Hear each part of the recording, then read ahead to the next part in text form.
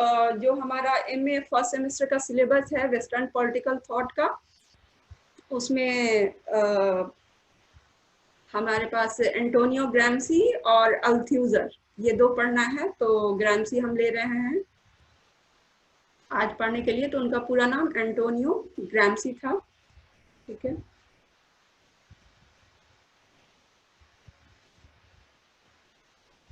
इनका जन्म जो है वो इटली में 1891 में हुआ था, ठीक है, 1891।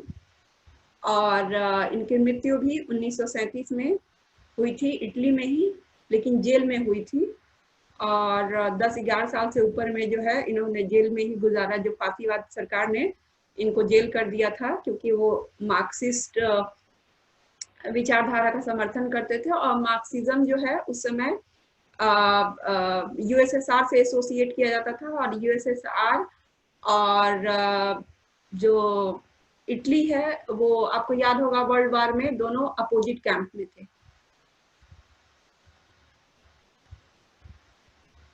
तो आप देख सकते हैं कि ज्यादा साल जिंदा नहीं रहे हैं, ठीक है।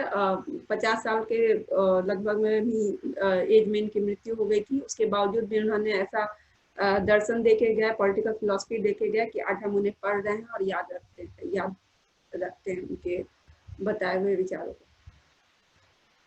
तो मैंने इसमें फर्स्ट पॉइंट लिखा है कि वो एक बहुत पुअर फैमिली से थे। वो वाकई बहुत पुअर, थोड़ी बहुत नहीं, बहुत पुअर फैमिली से थे। उनके पिता को भी जेल कर दिया गया था कुछ आरोप लगा के, ऐसे करके। और उसके और इतना कम खाना मिलता था कि उनको जो है न्यूट्रिशन की कमी हो गई थी, और कुबड़ वगैरह ऐसा निकल आया था, हड्डियों का सही से विकास नहीं हो पाया था। इतनी गरीबी, इतने गरीब थे, और उसके बावजूद भी कहाँ तक पहुंचे देख लीजिए आप लोग। तो पढ़ने में तेज थे, दिमाग तेज था उनका। तो उन्होंने स्कॉलरशिप जीता, स्टूडेंट लाइफ में स्कॉलरशिप जीता, और एक अच्छे यूनिवर्सिटी में पढ़ने पहुंचे। और वहां पे जो है मार्क्सिज्म के बारे में पता चला, मार्क्सिस्ट थॉट के बारे में पता चला। जैसा कि मैंने लास्ट क्लास में भी बताया था कि मार्क्सिज्म जो है वो मार्क्स से स्टार्ट होता है, ठीक है। सोशलिज्म तो उससे पहले से था, लेकिन मार्क्सिज्म, मार्क्स जो वर्ड है, ठीक ऑब्वियसली बात है, मार्क्स से स्टार्ट होता है, लेकिन वहीं पे खत्म नहीं होता है। उसके उनके जो बेसिक विचारों पे, मार्क्स के बेसिक विचारों पे जो बिल्ड करते हैं, उस पे ऐड करते हैं, जोड़ घटाव करते हैं, लेकिन कुछ बेसिक चीजों को मानते हैं बिल्कुल। तो उन्हें मार्क्सिस्ट थिंकर कहते हैं, ठीक है। जो बाद में आए उन्हें नियो मार्क्सिस्ट थिंकर कहते हैं। अल्थ्यूजर हो गया, ग्राम्सी हो गया, ये सभी मार्क्सिस्ट थिंकर थे, ठीक है। तो ये आपको अंतर पता होना चाहिए। तो मैं बता रही थी कि उन्होंने स्कॉलरशिप जीता और अच्छी यूनिवर्सिटी में पढ़ने गए, और तब उन्होंने गांव और शहर के ग्रोथ और डेवलपमेंट में अंतर देखा, और जो अच्छे से पढ़ाई की। वहाँ पे जो है मार्क्सिस्ट विचारधारा के बारे में उनको जानकारी मिली, तो उसके बारे में उन्होंने और पढ़ा, उससे जुड़े, जो है ये सब चीज़ें हुई। और फिर उसके बाद से इन्होंने communist party of Italy join किया। जैसे हमारे यहाँ कम्युनिस्ट पार्टी ऑफ इंडिया है, उसी तरह से वहाँ कम्युनिस्ट पार्टी ऑफ इटली है, उसको ज्वाइन किया। नेक्स्ट पॉइंट है influenced by courses, emphasis on the role of culture and thought in the development of history, which provided the historical framework within which Gramsci carried out his adaptation of Marxian ideas. तो Gramsci जो है वो कई लोगों के, जाहिर सी बात है, कोई एक थिंकर है वो दूसरे थिंकर्स को भी पढ़ता है पहले, जो उन्होंने बताया है, और फिर उसमें ऐड करता है, कुछ चीज़ों से राजी होता है, कुछ चीज़ों से असहमत होता है। तो इनकी लाइफ में कॉर्सेज एक इम्पॉर्टेंट थिंकर हैं, जिनके आइडियाज पे इन्होंने बिल्ड किया और इम्पॉर्टेंट है, तो कॉर्सेज उनका नाम है। तो इन्होंने क्या किया था कॉर्सेज ने, वो रोल ऑफ कल्चर और एंड थॉट को हिस्ट्री के डेवलपमेंट में इम्पोर्टेंट बताया था, और यही बाद में जाके ग्राम्सी के हिस्टोरिकल फ्रेमवर्क का आधार बना मार्क्सियन आइडियाज के अंदर, ठीक है। तो कॉर्सेज से उन्होंने role of culture and thought लिया है हिस्ट्री के डेवलपमेंट पे। ग्रामसी के कुछ इम्पोर्टेंट बुक्स हैं, कई सारे हैं लेकिन मैंने 2 इम्पोर्टेंट बस लिखा है, बाकी और सारा आप लोग देख सकते हैं। प्रिजन नोटबुक सबसे फेमस है, जेल में लिखा था उन्होंने, प्रिजन नोटबुक नाम से पता चल रहा है। और मॉडर्न प्रिंस जो है लिखा है इन्होंने, और भी बाकी बुक्स लिखी हैं, ये 2 सबसे इम्पोर्टेंट है।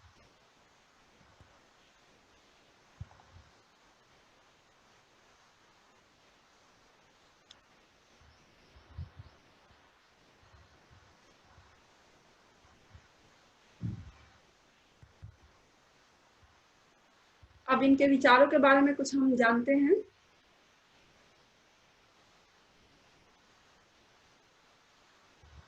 ये जो 074A6622 है वो एक जगह स्थिर बैठ जाए, कैमरा उनका हिल रहा है और डिस्टरबेंस हो रहा है, मुझे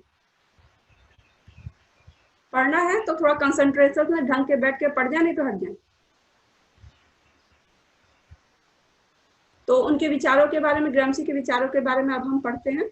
तो ग्रामसी को जैसे मैंने कहा कि मार्क्सिस्ट थिंकर माना जाता है, लेकिन ऐसा नहीं है कि उन्होंने मार्क्स की हर चीजों को उसकी जो है सहमति उससे जताई है और तारीफ भी की है। कुछ चीजों को क्रिटिसाइज किया है और फिर अपनी बात कही है ग्रामसी ने। तो वही लिखा है मैंने, Gramsci is believed to be a Marxist but he criticised and took a deviated stand against the orthodox Marxism। तो उन्होंने क्या क्रिटिसाइज किया और ऐड किया ये हम लोग अभी देखेंगे। तो ऑर्थोडॉक्स मार्क्सिज्म के तुलना में वो अपने आप को हिगेलियन मार्क्सिस्ट कहलाना ज्यादा पसंद करते थे। आपको मालूम है, मैंने पढ़ाया था कि मार्क्स ने हिगल से लिया था, डायलेक्टिसिज्म जो है द्वंद्ववाद उन्होंने लिया था हिगल से। तो हिगल जो है इनको भी इंस्पायर करते हैं, ग्रामसी को, और अपने आप को वो मार्क्सिस्ट जो नहीं, हिगेलियन मार्क्सिस्ट कहलाना ज्यादा पसंद करते हैं। तो यहाँ पे हिगल का इन्फ्लुएंस भी आप देख सकते हैं ग्रामसी के ऊपर। Interested in relation between base and super structure, हमने जो बेस एंड सुपर स्ट्रक्चर पढ़ा था,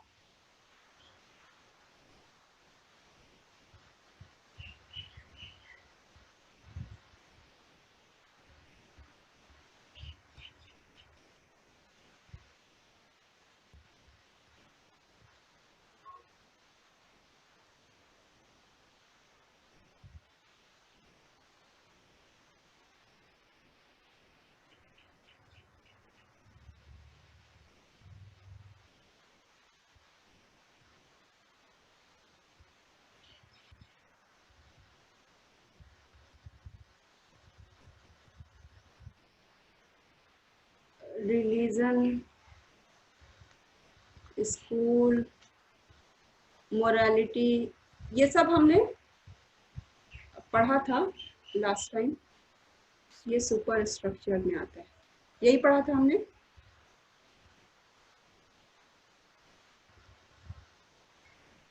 तो ये जो है ये बेस और सुपर स्ट्रक्चर के रिलेशन में इंटरेस्टेड थे, इनकी सारी जो विचार हैं इसी पे केंद्रित है। तो मार्क्स ने यही कहा था ना कि जो सुपर स्ट्रक्चर को डिटरमाइन कौन करता है, बेस करता है। बेस मतलब इकोनॉमिक्स।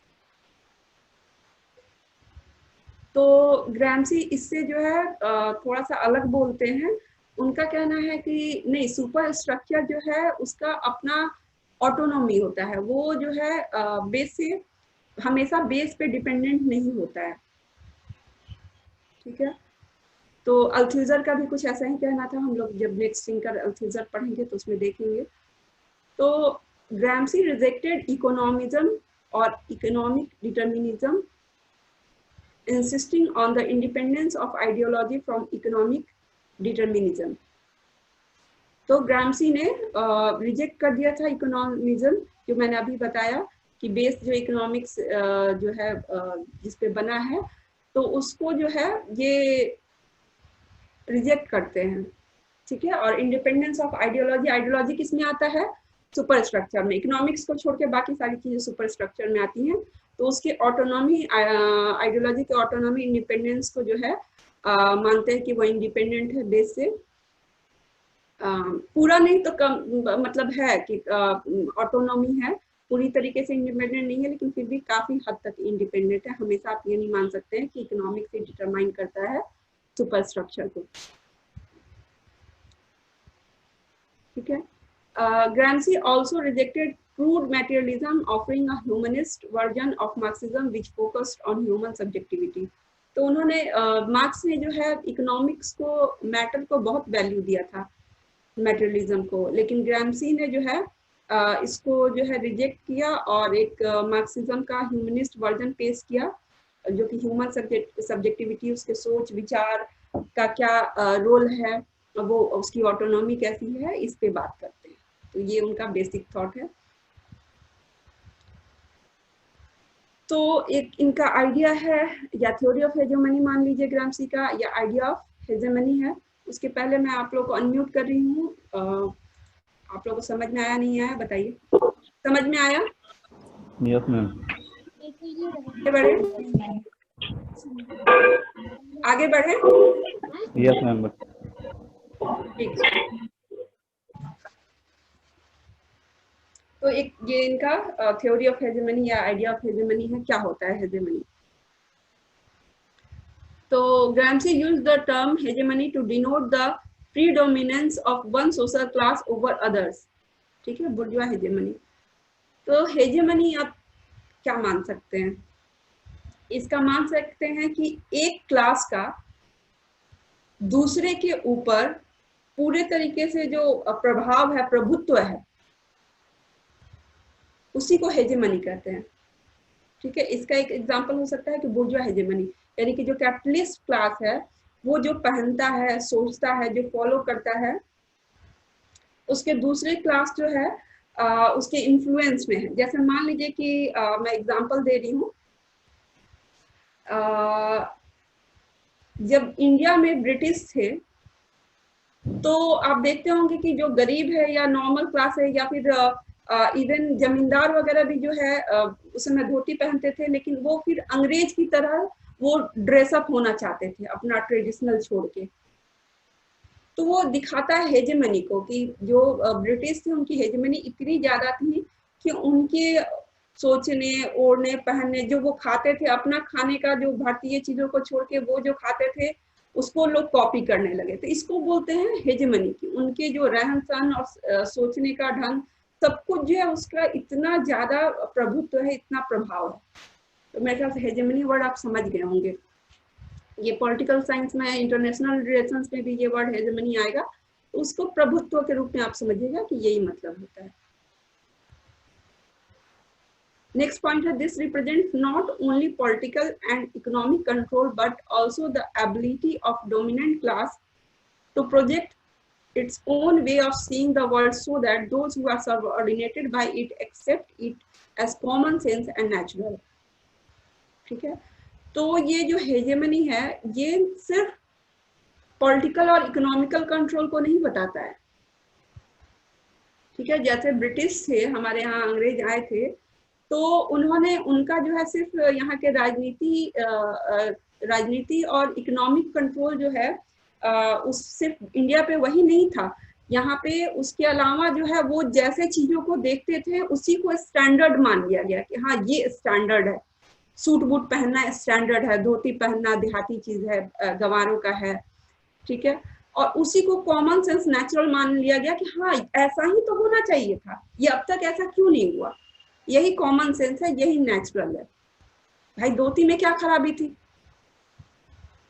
लेकिन अब वहां पे क्या है कि ब्रिटेन में ठंड होती है तो बंद कपड़े चाहिए होते हैं, इंडिया में तो गर्मी होती है, जनरली मौसम जो है बीच का भी होता है, तो ठीक धोती यहाँ के हिसाब से ठीक थी, लेकिन उसको जो है उसको मान लिया गया कि नहीं वो कम स्टैंडर्ड है। और जो अंग्रेज पहन रहे हैं, बोल रहे हैं, उड़ रहे हैं, इंग्लिश जो है उसको जो मान लिया गया कि इंग्लिश में लोग बोलने की कोशिश करने लगे, बच्चे को इंग्लिश मीडियम में पढ़ाने की कोशिश करने लगे, अपना जो हिंदी लैंग्वेज है या फिर जो लोकल लैंग्वेज है, भोजपुरी है, ये सब जो है मान लिया गया कि अरे ये तो गंवारों का है लैंग्वेज, जो स्टैंडर्ड लैंग्वेज है वो इंग्लिश है।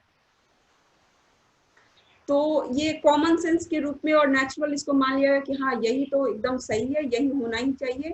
तो कॉमन सेंस और नेचुरल का ये मतलब है। तो सिर्फ पॉलिटिकल और इकोनॉमिक कंट्रोल का मतलब नहीं होता है हेजेमनी का, आपके सोच विचार पे, नॉर्मल इंसान के सोच विचार पे भी उनका जो है प्रभुत्व जो होता है इमेजिनेशन पे, उसको भी हेजेमनी के तहत आता है। तो हम मान सकते हैं कि हेजेमनी का दायरा कितना बड़ा है।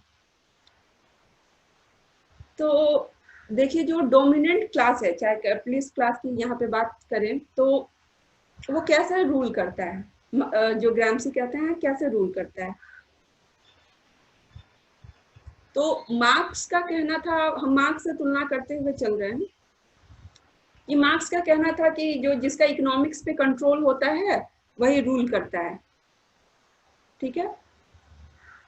लेकिन ग्रामसी उसमें थोड़ा सा ऐड करते हैं, रिवाइज करते हैं उसमें, और वो कहते हैं कि जो डोमिनेंट क्लास है वो ऑप्रेस्ड क्लास पे दो माध्यम से रूल करता है, उसके ऊपर शासन करता है, उसके ऊपर अपना प्रभाव जमाए रहता है। तो वो दो तरीके क्या हैं, एक तो है इंस्ट्रूमेंट ऑफ कोअर्सन, यानी कि फोर्स, जैसे कि फॉर एग्जांपल पुलिस, अगर आप मेरी बात नहीं मानेंगे तो हम आपको अंदर करवा देंगे जेल में। लेकिन मैं बार बार यही कहती हूँ कि अगर आपको अपना प्रभाव जमाए रखना है लंबे टाइम के लिए, आप डरा के बहुत देर किसी को नहीं रख सकते हैं।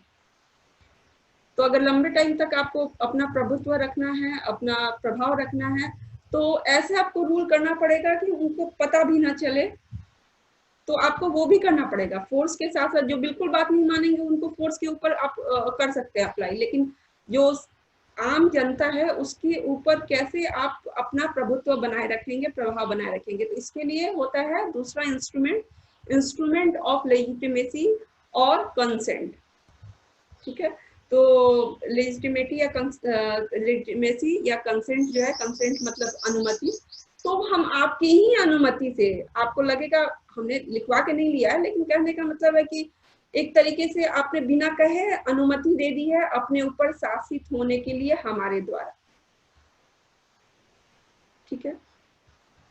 तो इंस्ट्रूमेंट ऑफ लेजिटिमेसी और कंसेंट इसी को बोलते हैं। फॉर एग्जांपल स्कूल और चर्च, जो कैपिटलिस्ट क्लास का हित जैसे कैसे सधे, जैसे मान लीजिए कि हमें स्कूल कॉलेज से जो है क्लर्क चाहिए, ठीक है, तो हम विद्वान पैदा नहीं करेंगे, हम रिसर्च स्कॉलर्स बहुत अच्छे कैटेगरी का जो है, हमें उससे मतलब नहीं है। अंग्रेजों के समय में उन्होंने जो यहाँ पे हमारे यहाँ जो शिक्षा उस समय होती थी उसको मैकाले ने जो है बहुत चेंज कर दिया, और एक नई तरह की लाइफ जो उन्हें सूट करती थी, उनकी जरूरत को पूरा करती थी। लेकिन भारतीय क्या सोच रहे थे, और उन्होंने कहा भी ऐसा कि हम आपको जो है सिविलाइज करने के लिए और आपको अच्छा तरीके से कैसे रहते हैं, कैसे सोचते हैं, कैसे साइंटिफिकली, तो हम आपको एक बेटर एजुकेशन सिस्टम दे रहे हैं, उन्होंने ऐसे बोला। लेकिन अंदर अंदर बात क्या थी कि उनको अपने हित की पूर्ति करनी थी। यहाँ पे इंडस्ट्रीज, यहाँ पे जो यहाँ पे उनको नौकर चाहिए थे या क्लर्क चाहिए थे, उस तरह के लोग चाहिए थे। जो टॉप के लोग तो वो इंग्लैंड से मंगा रहे थे, जितने ऑफिसर थे, लेकिन उनके नीचे अब कितने लोग ब्रिटेन से बुलाएंगे, तो उनके नीचे काम करने वाले लोग भारत से चाहिए। तो उनको उनकी सोच को ऐसे बदल देना है, गुलामी को वो सही मानने लगे कि हाँ गुलामी है, ठीक है। जैसे आप देख लें कि पुरानी डॉक्यूमेंट्रीज देखें कि जो पीट रहे हैं आजादी के, जो लड़ाई करने वालों को है, तो उसमें देखेंगे आप कई भारतीय सैनिक होते थे। तो भाई एक भारतीय दूसरे भारतीय को कैसे पीट सकता है ना। तो वो जो उसको भर्ती समय ट्रेनिंग ऐसे दी गई है उसके दिमाग को कि वो अपने आप को कि हम अंग्रेजों के साथ हैं, जो अंग्रेजों का तौर तरीका है वो स्टैंडर्ड है, ये तो गवाह हैं, और हम उनसे ऊपर हैं, वो हमसे नीचे हैं, तो वो मार रहे हैं उनको। एक भारतीय दूसरे भारतीय के ऊपर ही कर रहा है। भाई अंग्रेजों के जो सैनिक थे उसमें कितने इंग्लैंड से आए होंगे, मोस्टली तो इंडियन ही थे। तो उनके दिमाग से ऐसा खेला गया इस तरह से स्कूल में और कॉलेजेस में, या धर्म के माध्यम से भी देखिए, ईसाई धर्म का भी कितना प्रचार प्रसार हुआ कि ये धर्म ज्यादा अच्छा है, कि आप लोग का तो ऐसे मतलब कि अंधविश्वास पे है और बहुत सारी चीजें हैं, तो हमारा जो है ईसाई धर्म अच्छा है, उसका जो है फॉलो कीजिए आप लोग। तो ईसाई धर्म का प्रचार प्रसार भी बढ़ा। तो ये आप लोग समझ गए होंगे मेरे ख्याल से, इंस्ट्रूमेंट ऑफ लेजिटिमेसी और इंस्ट्रूमेंट ऑफ कोर्सन। मैं अनम्यूट कर रही हूँ, ये बहुत इंपॉर्टेंट कॉन्सेप्ट है, अगर किसी को नहीं समझ में आया हो तो पूछिए। समझ में आया किसी को, कोई दिक्कत? मैं बहुत ही आसान शब्दों में और अंग्रेजों का एग्जांपल लेके बता रही हूँ कि जो है आप लोगों को समझ में आए। किसी को डाउट नहीं है? नहीं। चलिए फिर आगे बढ़ते हैं अगर डाउट नहीं है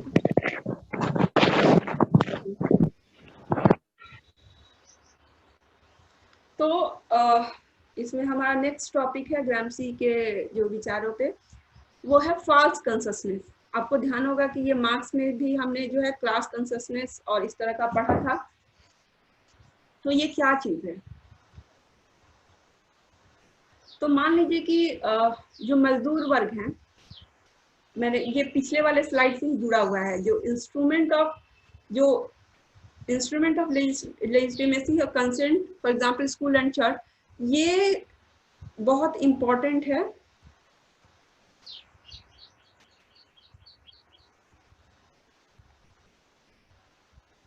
ग्रामसी के विचारों में, ठीक है।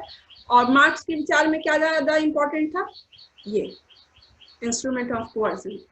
वो बोलते थे कि स्ट्रेट इंस्ट्रूमेंट है बुर्जुआ के हाथ में, ठीक है। तो इस पे जो ग्रामसी है किस पे फोकस कर रहे हैं ज्यादा?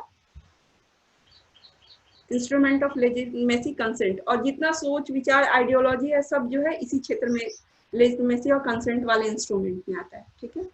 तो इसी में जोड़ते हुए आगे हम समझेंगे कि फॉल्स कंसिस्टेंस क्या है। तो हमने अभी जस्ट यहाँ पे पढ़ा था कॉमन सेंस एंड नेचुरल। सब चीजें यहाँ पे एक दूसरे से जुड़ी हुई है, कुछ एक दूसरे से कटा हुआ नहीं है, ठीक है। तो आप जोड़ के पढ़िएगा।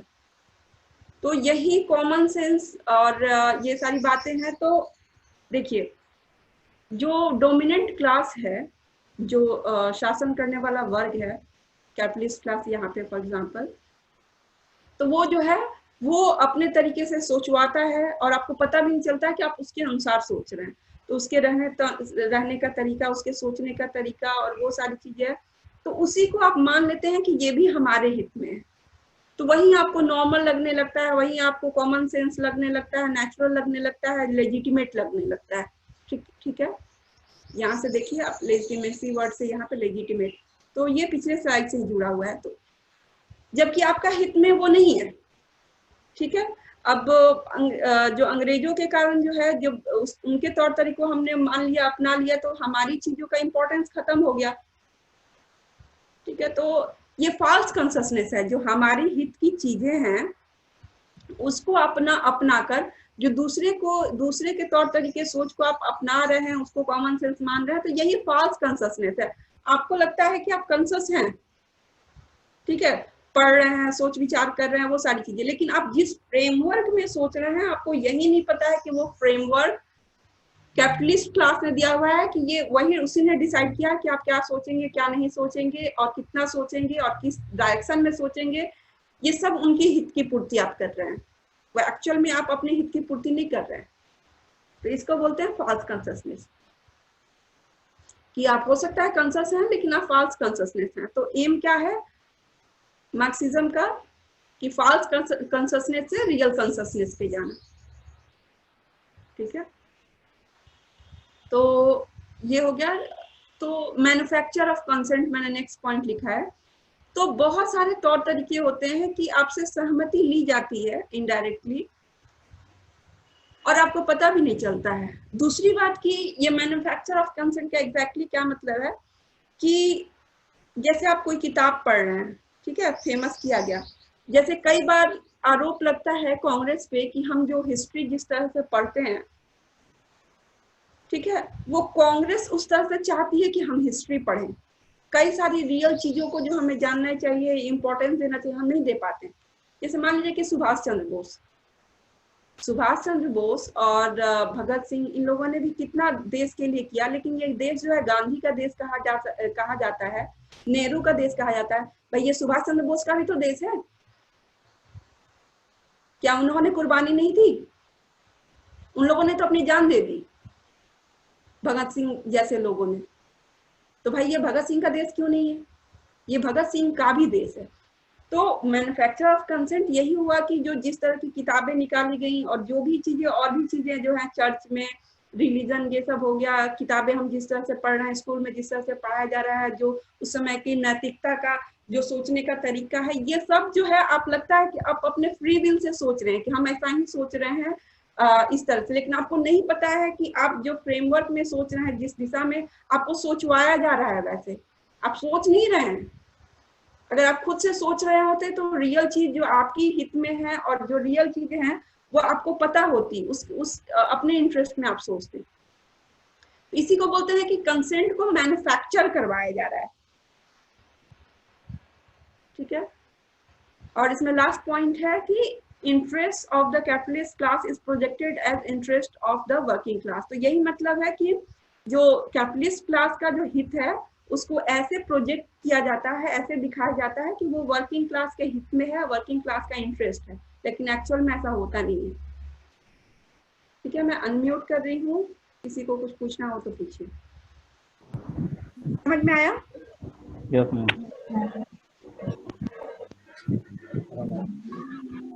बताइए किसी को कुछ पूछना हो तो। ये इंटरेस्ट ऑफ कैपिटल क्लास वाले क्या बोले मैम? कौन बोल रहे हैं? नाम बोलिए और थोड़ा जोर से। संतोष यादव मैम। हाँ, ये इंटरेस्ट ऑफ कैपिटल क्लास वाला क्या बोले मैम? कौन से स्लाइड में कौन सा पॉइंट मैं समझ नहीं पा रही हूँ मैम। ये 3rd नंबर सबसे लास्ट वाला। ये लास्ट वाला स्लाइड तो यही है, फॉल्स कंसेप्शन। हाँ, यही फॉल्स कंसेप्शन में 3 number interest of the capital classes subject of. ठीक है, तो इसमें बस यही मैंने जो अभी तक पढ़ा है उसी को समराइज ही किया है, कोई अलग सा पॉइंट नहीं है। Interest of the capitalist class is projected as interest of the working class. जो कैपिटलिस्ट क्लास है, जो बुर्जुआ है, जो मालिक है, उसका हित ही ऐसे दिखाया जाता है कि वो जो है वर्किंग क्लास के हित में है, ठीक है। लेकिन ऐसा होता नहीं है। अब ब्रिटेन ने अपना कल्चर फैलाया यहाँ पे, ठीक है, कि अंग्रेजी बोलना और सूट बूट पहनना, ठीक है, उसी को हमने अपना लिया। लेकिन ये बताइए कि क्या धोती जो है उसमें कुछ खराबी थी? धोती हमारे यहाँ जो कॉटन हो रहा था उससे बन रहा था, हमारा तो खत्म हो गया इंडस्ट्री। आपको पता है कि अंग्रेजों के आने के बाद टेक्सटाइल इंडस्ट्री खत्म हो गया। उस समय पूरे वर्ल्ड में ऐसा माना जाता था कि हर दूसरा कपड़ा जो है वो इंडिया में बनता था, आपको पता है, पूरे वर्ल्ड में। लेकिन अंग्रेजों ने उसको जो है गंवार कह के कि हाँ ये बढ़िया कपड़ा नहीं है, इस तरह का चीजें सही नहीं है। और जो मशीन से बनते थे रेयन कपड़े और ये सब जो है आर्टिफिशियल जो रेयन वगैरह जो बोलते हैं, सिंथेटिक कपड़े जो मशीन से बनते थे, तो उनको बेचना था। उन्होंने उसको दिखाया, अंग्रेजों ने कहा कि ये ज्यादा बढ़िया, ये स्टैंडर्ड है, और जो कॉटन से बन रहा है और ये सारी चीजें हैं वो तो गंवार पहनते हैं। में आया किसी को? पुष्पा कुमारी।